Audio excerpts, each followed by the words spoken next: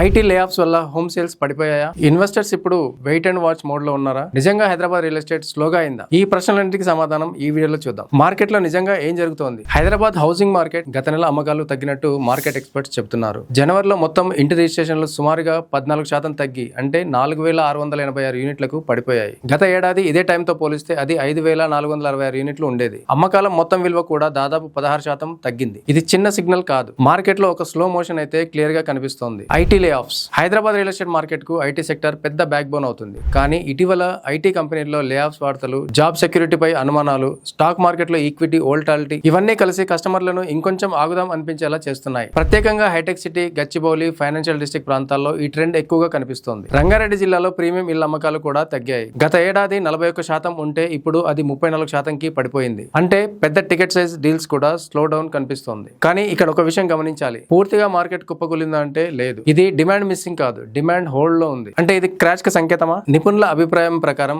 Market correction mode లో ఉందని చెప్పొచ్చు. అంటే ధరలు బాగా పెరిగిన తర్వాత మార్కెట్ కొంచెం సర్దుబాటు అవుతుంది. బయ్యర్స్ ఇప్పుడు ఎమోషన్స్ మీద కాకుండా ఫైనాన్షియల్ స్టెబిలిటీ చూసి డెసిషన్ తీసుకుంటున్నారు. మరి ఈ టైంలో ఇన్వెస్టర్స్ ఏం చేయాలి? ఇన్వెస్టర్స్ కి లాంగ్ టర్మ్ విజన్ ఉంటే ఇది మంచి అవకాశం అవుతుంది. ఎండ్ యూజర్స్ అయితే ఈఎంఐ కంఫర్ట్ జోన్ క్లియర్ గా చూసుకోవాలి. షార్ట్ టర్మ్ ఫ్లిప్పింగ్ ప్లాన్ ఉంటే టైమింగ్ జాగ్రత్తగా చూడాలి. ఇక ఈ విషయంలో కొసమెరుపు ఏంటంటే చివరిగా హైదరాబాద్ మార్కెట్ పడిపోతుందా లేక టెంపరీ బ్రేక్ తీసుకుంటుందా అంటే ఈ పరిస్థితి వచ్చే 6 నుంచి 12 నెలల్లో క్లియర్ అవుతుంది అంటున్నారు మార్కెట్ అనలిస్టులు. రియల్ ఎస్టేట్ లో ఒక రూల్ ఉంది. అదేంటంటే జాబ్ సెక్యూరిటీ ఉంటేనే హోమ్ డిమాండ్ స్ట్రాంగ్ గా ఉంటుంది. ఇలాంటి లేటెస్ట్ రియల్ ఎస్టేట్ అప్డేట్స్ కోసం మా ఛానల్ ని సబ్స్క్రైబ్ చేయండి. మీ అభిప్రాయం కామెంట్స్ లో చెప్పండి. Thank you.